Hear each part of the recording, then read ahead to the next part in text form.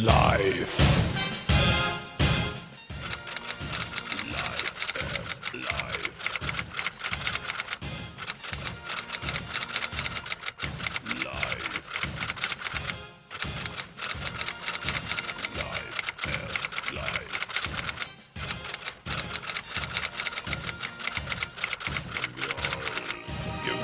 Monsieur le député, bonjour. Bonjour. Vous êtes député du Vaucluse, vous êtes maire d'Orange, vous êtes à votre troisième mandat à Orange. Vos mandats se sont caractérisés par une baisse des impôts qui s'est accompagnée avec une renaissance du centre-ville. Comment est-ce que vous expliquez ça? Oui, quand j'étais dans l'opposition, parce qu'avant d'être maire, j'étais conseiller municipal d'opposition, je disais au maire socialiste de l'époque, qui ne l'a jamais entendu, que un maire devait faire une ville belle, une ville propre et une ville sûre, que c'était les trois fondamentaux. Et que le reste, c'était un peu accessoire. Donc j'ai mis en pratique ce qu'il n'avait pas voulu faire et je l'ai fait avec la satisfaction des Orangeois qui manifestement attendaient cela. Alors j'ajoute, je ne l'ai pas évoqué, que tout cela s'entend dans une bonne gestion et la bonne gestion s'exprime par une diminution de la fiscalité. Donc on diminue la fiscalité tous les ans. Mais il faut dire que les bases augmentent largement, ce qui fait qu'en francs constants, je pense que ça n'a pas tellement diminué. Mais les impôts d'Orange, qui étaient très largement au-dessus de la strate des habitants de villes de la même strate, là, sont passés largement au-dessous et que nous continuons à diminuer. On n'emprunte plus pour investir, on investit entre 15 et 20 millions d'euros tous les ans, c'est-à-dire qu'on investit pratiquement 2 fois ce que les villes de la même strate d'habitants font, tout en diminuant les impôts. Et cette année, on va diminuer les impôts de 1% pour continuer dans la bonne ligne que nous avons mis en place il y a longtemps. Bon, on viendra vous voir pour un 4e mandat alors. Ancien député du FN, vous êtes député maintenant de la Ligue du Sud, vous êtes connu pour votre combat identitaire, la lutte contre l'immigration, et notamment son corollaire, l'expansion de l'islam en France. Est-ce que ça peut se traduire avec un mandat de maire localement? D'abord la cohérence. Je crois que on ne peut se développer que si on a des racines. La civilisation actuelle tend à détruire les racines ou à les faire ignorer. Et moi, je pense qu'il faut, au contraire, les enseigner, les montrer. Donc, effectivement, le combat identitaire fait partie de cet enracinement sans lequel on ne fait rien de solide. Alors, ça se marque comment? Au niveau culturel, d'abord, ça se marque parce qu'on donne la priorité à la conservation du patrimoine. La ville d'Orange a un patrimoine exceptionnel, puisque nous avons 2 monuments classés au patrimoine mondial de l'UNESCO, le Théâtre Antique et l'Arc de Triomphe, et nous investissons autant que les monuments historiques nous disent de le faire, et même nous regrettons que cela n'aille pas plus vite et plus loin. Ça c'est en matière culturelle. En matière de lutte contre l'islam, politiquement je ne suis pas d'accord avec le développement de l'islam en France. Alors ça se marque par le fait que la Ligue du Sud a combattu l'implantation de la grande mosquée de Marseille avec un succès relatif. Ça se marque en tant que maire, on a peu de moyens, il faut le savoir, contrairement à ce que les gens s'imaginent, et je ne me suis jamais engagé sur cela, un maire n'a pas compétence à lutter contre l'immigration par exemple, il n'a aucun moyen, et les candidats qui disent élisez-moi municipal et l'immigration reculera, je le dis clairement, ce sont des menteurs ou des ignorants, et dans tous les cas des incompétents. Donc je crois qu'il faut dire ce qui est, ne pas promettre ce qui n'est pas. On ne peut pas combattre l'immigration, c'est une compétence d'État, et l'État fait tout pour que l'immigration puisse se développer à grands traits. Et même plus on est éloigné du monde européen, plus c'est facile d'obtenir la nationalité française. Les légionnaires, donc, qui ont combattu pour la France, s'ils sont d'origine européenne, obtiennent beaucoup plus difficilement la nationalité française s'ils sont d'origine extra-européenne. Expliquez-moi pourquoi, et je ferai un effort pour comprendre. D'ici là, c'est vrai que je ne trouverai pas cela logique, et cela pas sain. Parce que instaurer une inégalité dans la prise de la position la nationalité française, je considère, quand on se dit républicain et patriote, c'est une forfaiture là aussi. Bon. Donc voilà, on fait... par contre, ce que l'on peut faire, c'est l'inverse de ce que les autres font. Ce qu'on a évoqué avant que le débat soit commencé. Qu'est-ce que je fais? Je fais l'inverse de ce que les autres font. C'est-à-dire que je tiens mes promesses, je ne promets pas ce que je ne peux pas tenir, et en matière d'aide sociale, je vérifie, je contrôle bien, du moins je demande à mes services de bien contrôler, qu'il n'y ait pas des passe-droits. Hein. Or, le passe-droit est la règle dans ce pays, et que quand on ne met pas en place des passe-droits, on s'aperçoit que bien souvent, ceux qui ont besoin d'aide, ce sont les ressortissants nationaux, et non pas ceux d'origine étrangère, qui bénéficient déjà de tellement d'aide qu'ils n'ont plus besoin de rien. Voilà. Nous vous avions rencontré lors de la Manif pour tous, vous étiez aux 3 manifs. Oui, je les ai faites toutes les 4, et s'il y en a d'autres, je vais trouver. Et notamment avec une banderole qui se voyait bien, aux couleurs du Vaucluse, on ne veut pas du mariage homo, on veut du boulot. Oui, je crois que plusieurs choses, c'est une banderole qui veut dire beaucoup de choses. C'est que d'abord, la problématique d'aujourd'hui, contrairement à ce qui s'est dit à l'Assemblée nationale, c'est la problématique qu'il y a aujourd'hui, c'est pas les problèmes de l'homosexualité.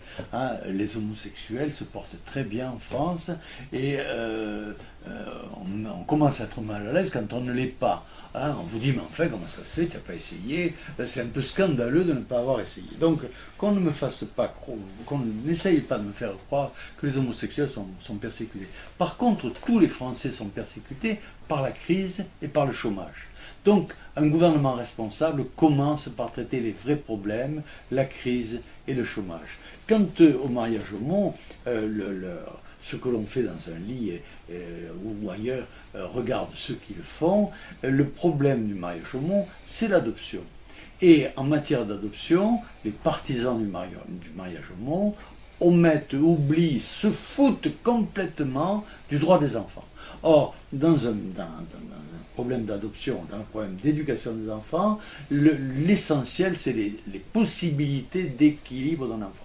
Moi, j'ai 5 enfants, j'ai 10 petits-enfants, je vais en avoir un 11e, et je sais bien que ma femme n'apporte pas les mêmes choses à nos enfants, à nos petits-enfants, que ce que j'apporte moi. Et je vois bien que mes petits-enfants, et mes enfants aussi, n'ont pas le même comportement avec elle qu'avec moi. Il y a de l'affection dans les deux cas, elle est fondamentalement différente.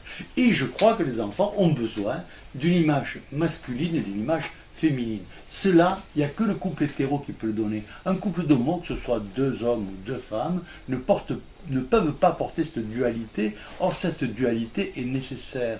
On le voit bien quand on fait des études psychologiques des enfants qui ont été élevés par des couples homosexuels. Il y a une souffrance, soit par manque d'un papa ou d'une image paternelle, soit par manque d'une image paternelle ou d'un papa. Donc, on n'a pas le droit, sous prétexte de ses envies personnelles, de jouer avec les besoins et avec les nécessités de l'équilibre du développement de l'enfant. Donc c'est pour cela que la plupart, 99% des gens qui combattent le mariage homo combattent, c'est un combat juste, nécessaire, charitable, et à ce titre-là, je le revendique hautement.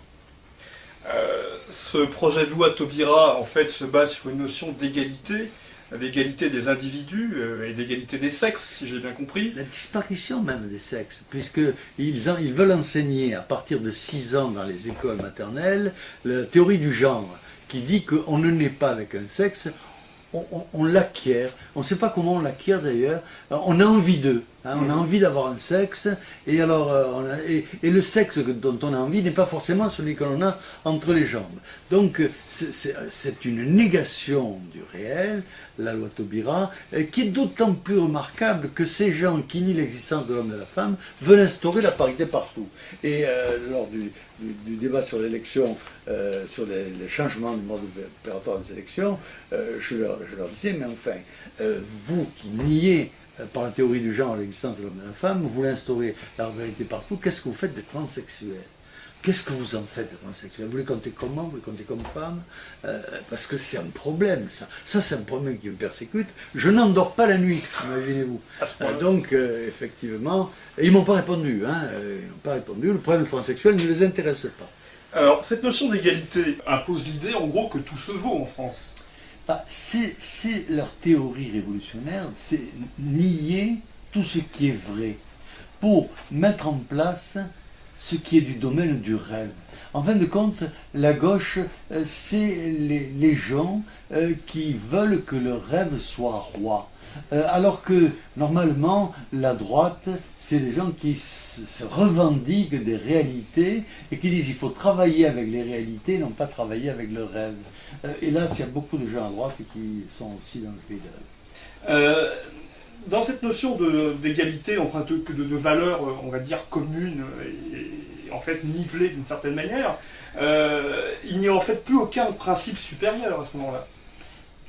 Non, je ne vois pas ce qu'il peut y avoir comme principe supérieur, puisqu'il nie Dieu, il nie les réalités terriennes, et par contre, ils adorent des réalités qui n'existent pas, qui ne sont pas tangibles. L'amour. Alors maintenant, le mariage sera fondé sur l'amour, on peut s'aimer à 2, à 3, à 4, on peut rêver avec son petit-fils, avec sa grand-mère, on peut rêver à toutes les combinaisons possibles. Ça leur plaît beaucoup.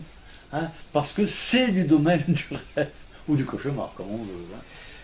Si tout se vaut, à ce moment-là, mais s'il n'y a aucun principe supérieur, pourquoi est-ce que certaines fonctions, par exemple d'élus ou de magistrats, disposent-elles encore d'une immunité par rapport à de simples citoyens?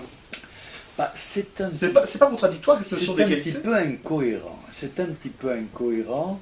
Mais il ne faut pas chercher la cohérence quand on est dans le monde du rêve, dans le monde magique. Donc je crois que c'est ça le problème. Parce que dans le même temps, on l'a vu tout à l'heure dans les débats, le fait que le président de la République, on lui rappelle que son directeur de la commission des finances de la campagne plaçait de l'argent aux îles Caïmans, ça c'est une offense au chef de l'État, c'est un crime.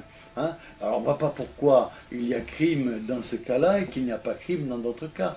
Mais il est vrai que la révolution a tendance à manger ses enfants et que ce que l'on adore aujourd'hui, on le mange demain, on le brûle demain et réciproquement. Vous savez, on a souvent l'impression d'être dans un asile quand on est dans l'Assemblée nationale.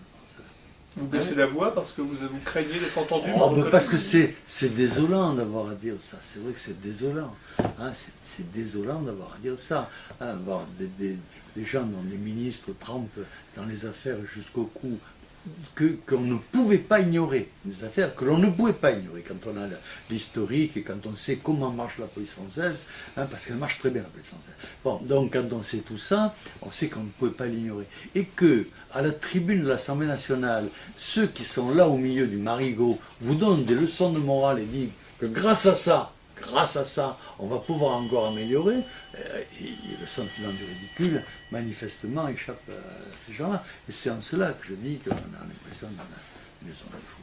Donc quand Harlem Désir, ancien condamné pour abus de biens sociaux, amnistié fiscalement et emploi fictif, demande un référendum sur la moralisation de la vie publique, référendum qu'il refuse aux partisans du mariage pour tous, il est fou, il est cynique. Écoutez, on a quelquefois l'impression qu'il y croit. Il s'est peut-être blanchi lui-même, fait une nouvelle virginité. Cet après-midi au Parlement avait lieu le vote sur la loi intitulée de flexi-sécurité. Qu'est-ce que c'est? Alors, c'est une loi qui a été négociée entre le grand patronat et le gouvernement. On nous a dit que c'était miraculeux, que tout le monde était d'accord, et puis on s'aperçoit aujourd'hui que pas grand monde qui est d'accord. Et ça nous fait tout à fait penser à la loi qu'ils ont fait sur la moralisation des banques. La séparation de la banque en deux morceaux, où il y aurait d'un côté la face affairiste et de l'autre côté la face qui est adressée à tout le monde. Bon. Et quand on analyse la loi, qui a été d'ailleurs notée par les observateurs, elle a été notée comme valant 1 sur 10. Alors que les autres propositions de loi qui étaient faites étaient beaucoup mieux notées, puisque celle est préparée par l'Europe, qui ne passe pas pourtant pour quelque chose de révolutionnaire, était notée à 13 sur 10. Hein, donc on voit que c'était la loi faire semblant. Et c'est ce qui caractérise ce gouvernement socialo-communiste vert, c'est de faire semblant. Hein, c'est une loi qui fait semblant, et là, elle fait semblant. Alors on nous dit que on récupère 20 milliards d'impôts aux grands groupes économiques, en fait à l'ensemble du monde du travail, hein, et qu'on va leur donner un crédit d'impôt demain. Hormis que les 20 milliards, on les leur prend réellement, et que le crédit d'impôt, il est aléatoire, et puis que, en fait de compte, on le rend dans demain, on le rend pas au moment où on en a besoin. Relancer l'économie, c'est pas pour demain, c'est pour aujourd'hui. Et je faisais des questions écrites d'après les propositions du président du MEDEF, qui risque de devenir le patron du patronat, qui disait que ce n'était pas 20 milliards qu'il fallait économiser, qu'il fallait que l'État économise, c'est 100 milliards. Hein, donc 100 milliards, c'est pas 20 milliards, on n'est pas dans les mêmes eaux de ce qui se passe, et encore ces 100 milliards, c'était d'économie sur le budget de l'État qui est de 1000 milliards, et non pas de l'argent qu'on prenait à l'entreprise pour le lui rendre demain.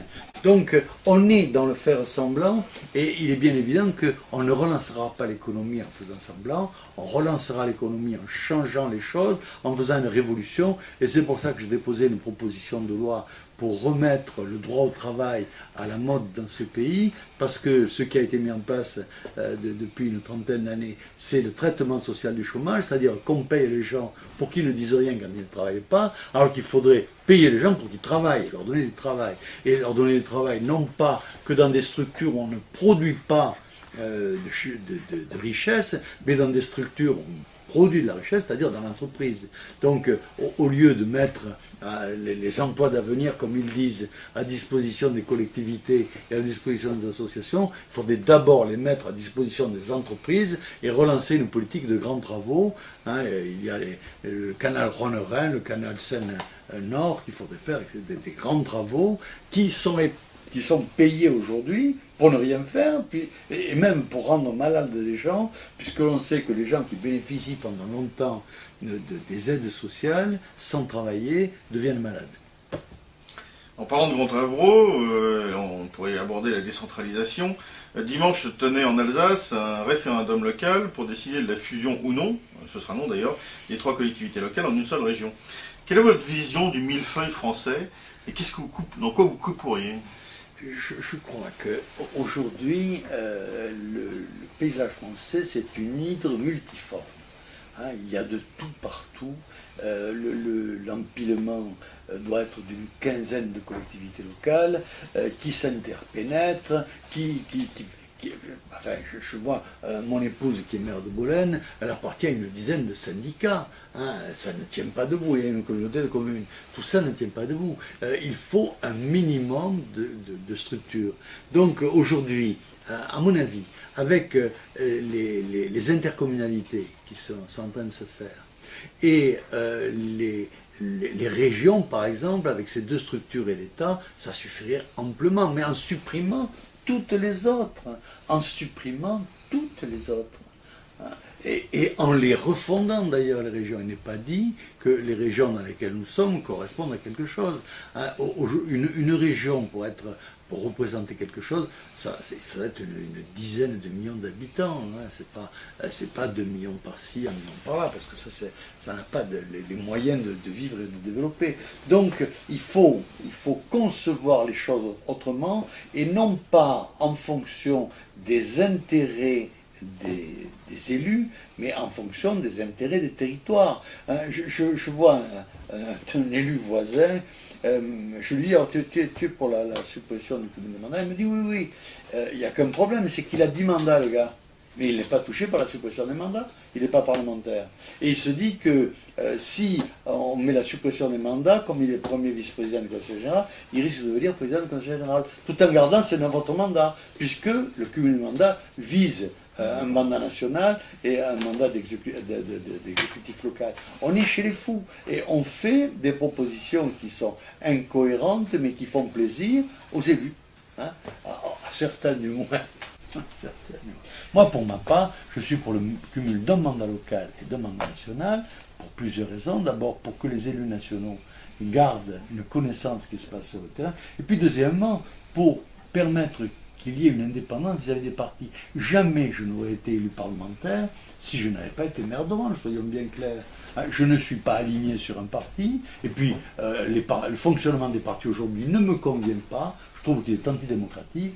Donc la seule manière d'avoir voix au chapitre, c'est de faire ses preuves au niveau local. Et si on fait ses preuves au niveau local, ben c'est que on fait bien ses preuves dans le cirage de pompe du niveau national. Et ce n'est pas pour moi la meilleure manière de progresser et d'être utile au pays.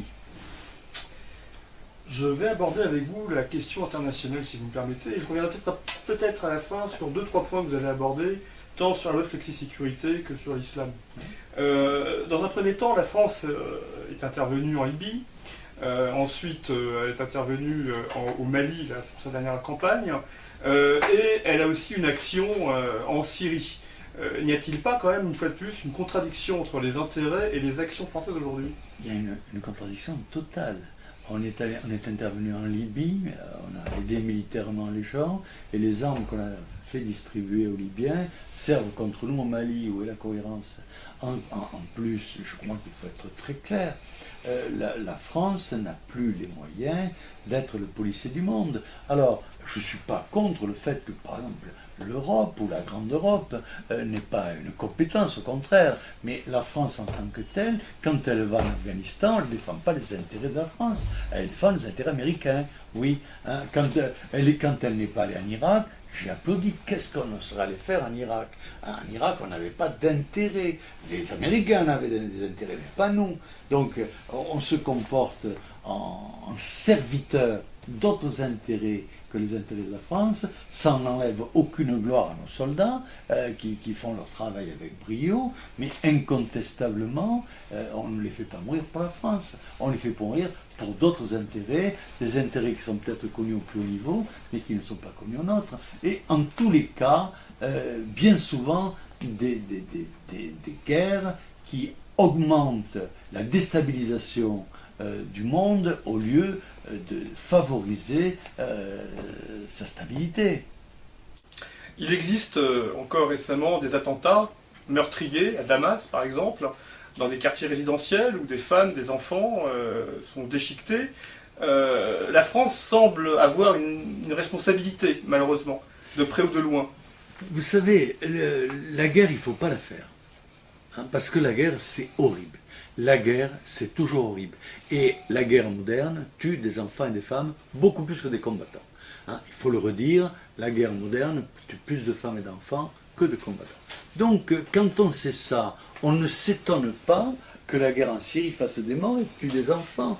Et je ne défends pas le président de la République syrien qui a foutu le pataquès au Liban.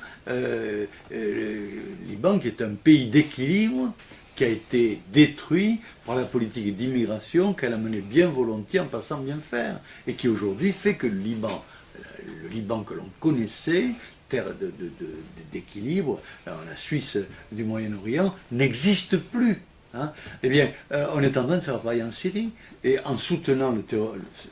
Quand Assad dit que les gens qui combattent contre lui sont des terroristes, ah oui, c'est deux structures qui se font la guerre, et ce n'est pas à nous à régler ça, parce qu'on ne peut pas régler ça. On ne peut pas. Et puis, on n'a aucune tradition syrienne, même si on a été l'ami de la Syrie en d'autres temps, on n'a aucune tradition qui nous permet de vouloir imposer notre loi sur ce qui se passe là-bas. Le seul résultat, c'est que les catholiques syriens vont disparaître de la Syrie.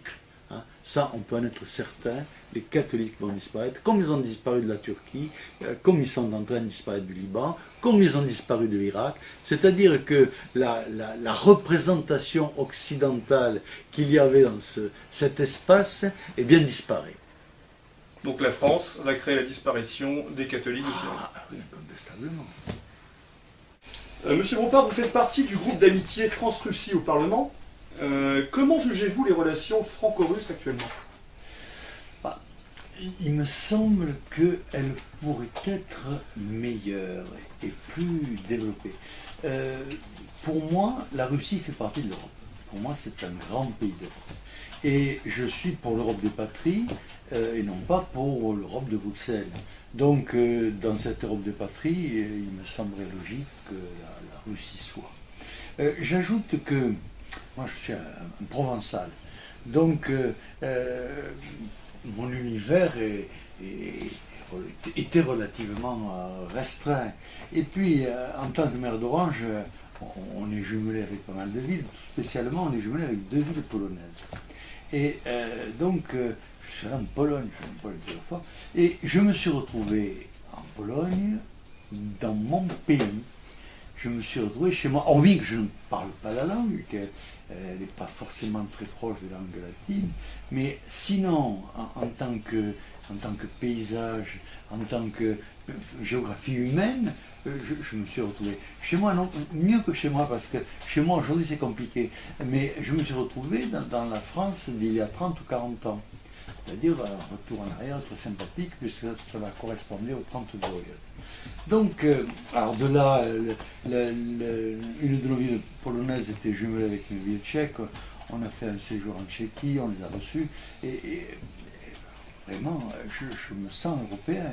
Hein, je me sens européen charnellement, et je crois que peut-être que l'Europe est une porte de survie de l'Europe qui, aujourd'hui, il faut bien le reconnaître, quand on est en France, on la sent bien malade, cette Europe.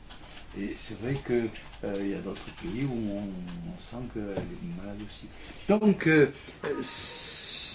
je crois que l'Europe que nous avons fait, d'abord, ce n'est pas une Europe, c'est un espace économique, même pas européen, c'est un espace économique d'ouverture au monde entier.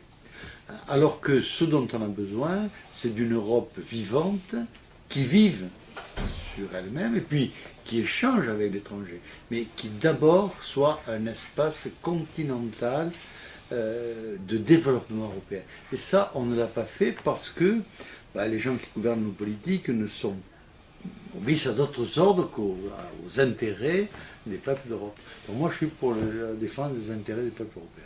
Alors, c'est assez étonnant, enfin, vous avez une remarque assez judicieuse, à mon point de vue, sans vouloir vous juger. C'est vrai qu'on a l'impression d'avoir deux Europes. Une Europe artificielle, une Europe, comme vous le dites, créée ex nihilo, sur des bases qui échappent un petit peu à l'entendement, et dont le destin paraît déjà tout tracé. D'ailleurs, on a l'impression que les peuples ne sont même pas associés à un avenir, et qu'on les coupe de plus en plus de leur passé. Ils n'ont pas de destin. Hein, le destin de l'Europe, en fin de compte, c'est d'être un espace d'accueil pour tous les malheureux du monde. Hein, on a cette charge-là, cette mission-là, d'être une terre d'accueil. Il y a 22 millions de chômeurs en Europe, et on nous dit qu'on n'a pas assez de main-d'œuvre. On n'a pas assez de main-d'œuvre avec 22 millions de chômeurs, qu'il faut continuer à accueillir les gens venus de partout. Il n'y a pas de destin européen dans l'Europe comme fait. Alors que ce dont les Européens ont besoin, c'est qu'on leur indique une communauté de destin, qu'on leur indique des voies d'avenir, une espérance pour leurs enfants. Je me rappelle, il y a quelques années, Chirac était président de la République, et un journaliste lui demandait, mais enfin, les jeunes Français veulent travailler. Et il a vu ce mot admirable, si les jeunes Français veulent travailler, qu'ils partent donc à l'étranger. Bon, moi je veux que les jeunes Français, les jeunes Européens puissent trouver un travail qui leur plaise en France ou en Europe, et non pas qu'on les condamne à aller voir ce qui se passe au Japon ou aux USA, parce que ils peuvent le faire s'ils le veulent, mais que ce ne soit pas leur seul avenir. On doit pouvoir trouver un avenir chez soi. Et pour moi, je suis chez moi en France, mais je suis chez moi aussi en Europe. Alors la vision de votre collègue Nicolas Dupont-Aignan, qui s'est fendu cette semaine d'une vision de la nouvelle Europe pour la France, associant l'Espagne, l'Italie et le Maghreb, ça vous parle pas trop alors? Non, pas du tout. Ça ne me parle pas trop. Non, mais je ne suis pas toujours d'accord. Monsieur Dupont-Aignan. Non, je ne suis pas du tout d'accord avec ça. Je pense que notre avenir n'est pas forcément méditerranéen comme on veut à tout prix nous le faire. Par contre, ce qui est vrai, c'est que la finance vagabonde, elle est autour de la Méditerranée, ça c'est vrai, hein, le Moyen-Orient, l'Orient. Mais je considère que le destin des peuples ne doit pas être strictement réduit aux intérêts financiers mondiaux. il y a un projet qui semble être né en 1991, qui serait celui justement d'un marché commun élargi au monde, au continent nord-américain. Et on en a entendu parler récemment lors du sommet Union européenne-États-Unis, où le président Obama et M. Barroso ont soi-disant mis en place une commission de réflexion et d'harmonisation. L'impression que j'ai jusqu'à maintenant, c'est que le monde nord-américain considère l'Europe comme un concurrent potentiel dangereux et qu'il est nécessaire, pour les intérêts de l'Amérique du Nord, de le neutraliser autant que faire se peut. Et c'est ce qui explique, à mon sens, la politique musulmane, pro-musulmane des Américains en Europe, hein, parce que je ne vois pas d'autre logique.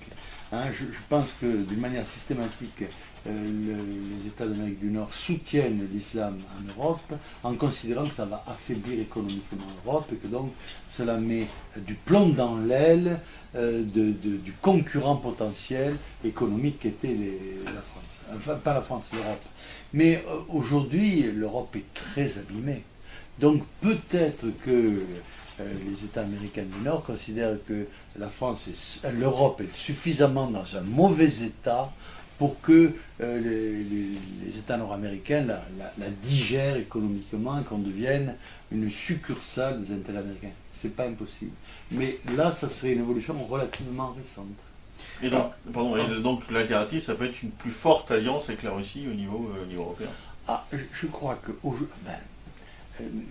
l'analyse métapolitique, elle est quand même, elle s'impose.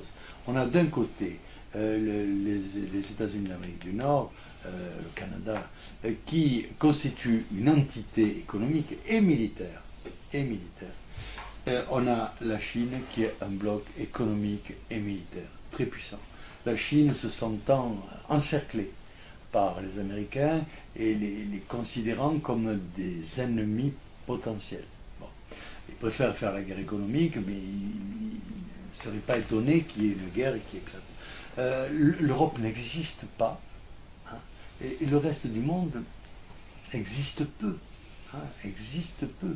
Je parle au plan politique. Hein. On a une existence économique, mais politiquement, et puis la Russie qui est une puissance économique et militaire.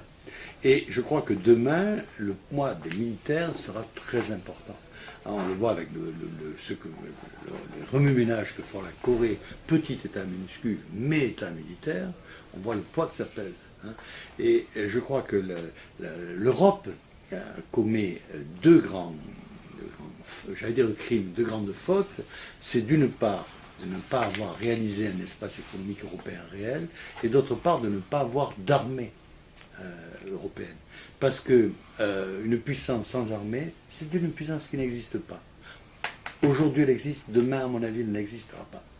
Là où il n'y aura pas d'armée forte, à mon avis, il n'y aura plus d'existence politique réelle. Mais les lois votées à Bruxelles sont souvent d'inspiration anglo-saxonne.